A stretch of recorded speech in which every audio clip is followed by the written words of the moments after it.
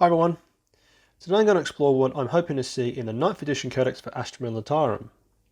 As you probably already know, the Space Marine and Necron codexes are due out in October, with more Space Marine factions due out after those. This is meant to be a bit of fun, and based loosely off my intuition playing 9th edition games, Games Workshop announcements, and a bit of remotely logical blue sky thinking. If you haven't already subscribed, my channel covers everything Astra Militarum, covering hobby and painting, tactics and lore, so subscribe for more. So let's get into it. My hopes and dreams for the Astra Militarum 9th edition codex.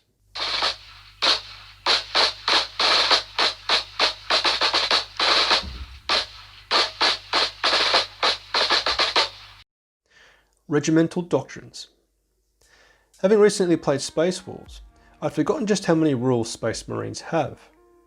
Combat doctrines, shock assault, bolter discipline, and they show no now fear, plus chapter specific bonuses, means they're exceptionally versatile and resilient on the tabletop.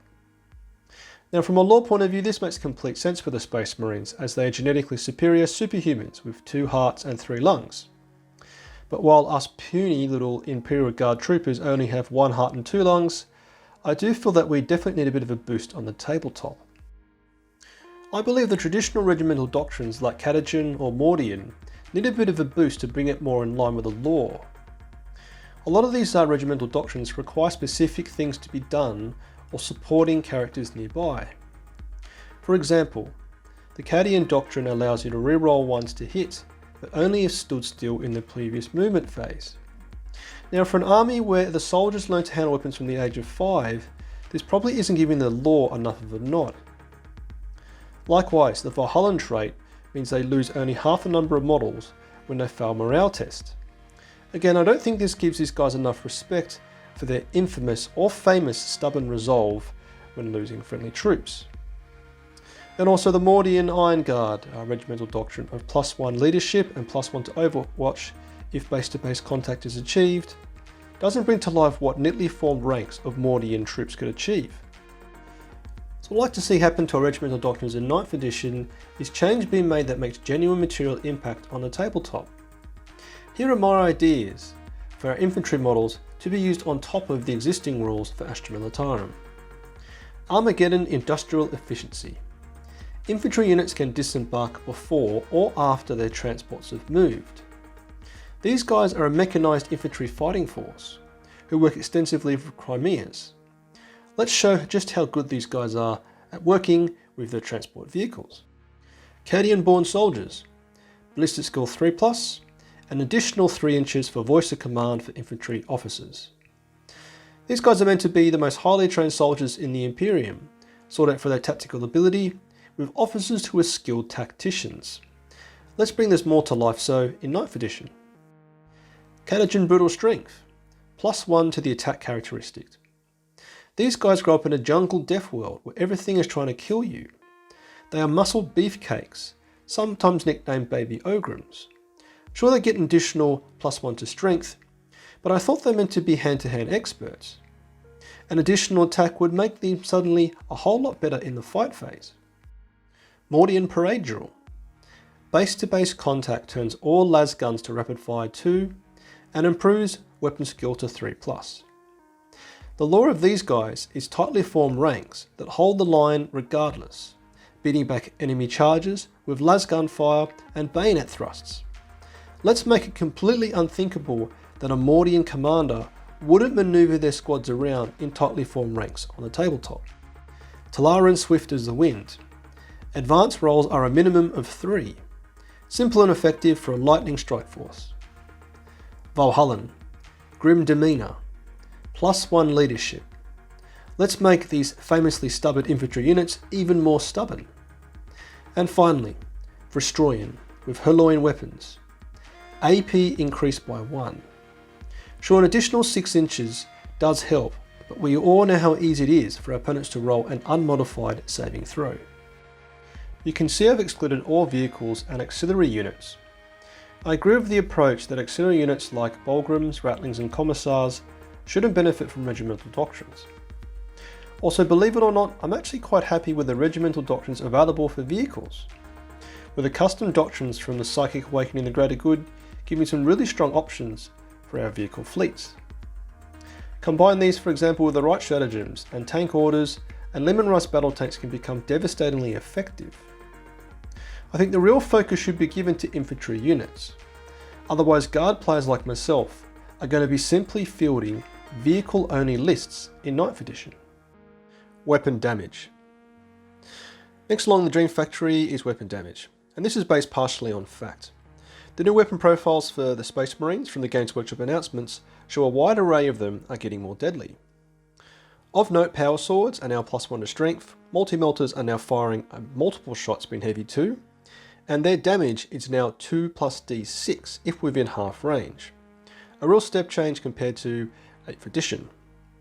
Likewise, heavy bolters are now a flat 2 damage, and this shows that destroying multi-wound models will become a lot easier. And this of course begs the question, what does it mean for our Astra Militarum favourite weapons? So firstly, the trusty autocannon. It looks like this will become a heavy 3, given the Space Marine weapon, the twin accelerator autocannon, has become a heavy 6. So 6 divided by 2 equals 3. Next, I would hope that weapons like the Earthshaker cannon, battle cannon, artillery barrage and Storm Eagle rockets would receive a flat 3 damage.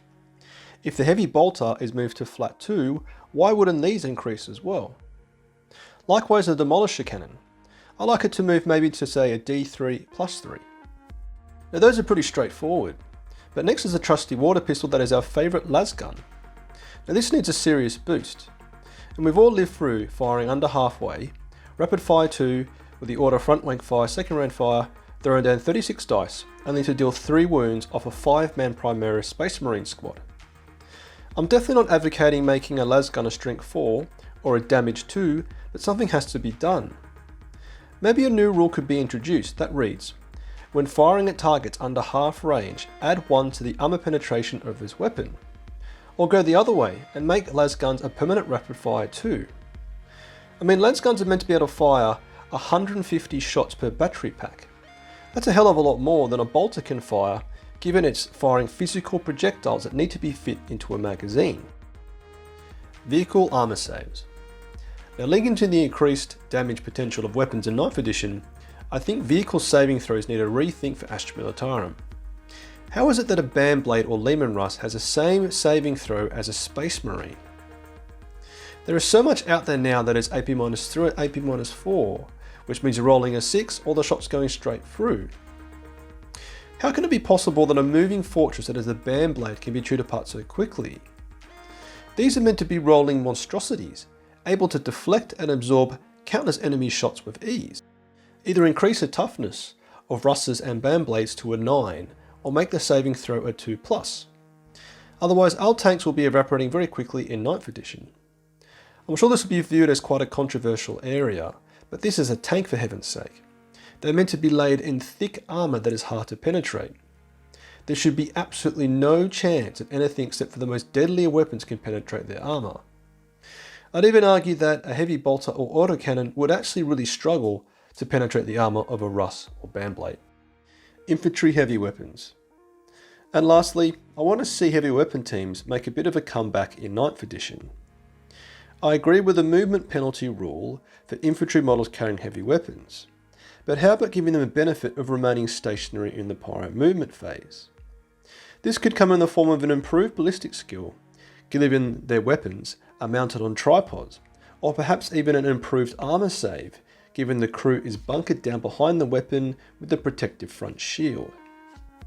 I simply don't see the point anymore of 6 toughness 3, 5+ save models, protecting up to 45 points in weaponry. Let's give Astra Militarum players a reason to field heavy weapon teams that aren't just mortar teams hiding out of line of sight. Right, so there you have it, my hopes and dreams for the new Astra Militarum Codex. What did you think, and what are you hoping for? Looking forward to seeing if I made any accurate predictions. I guess time will tell. And if you're a veteran of 40k edition changes, I'd love to hear your perspective. This is my first edition change, so I'm pretty oblivious as to what to expect. Alright, so if you haven't already, don't forget to subscribe. I cover everything Astra Militarum, including hobby, tactics and lore. Thanks for watching, see you next time.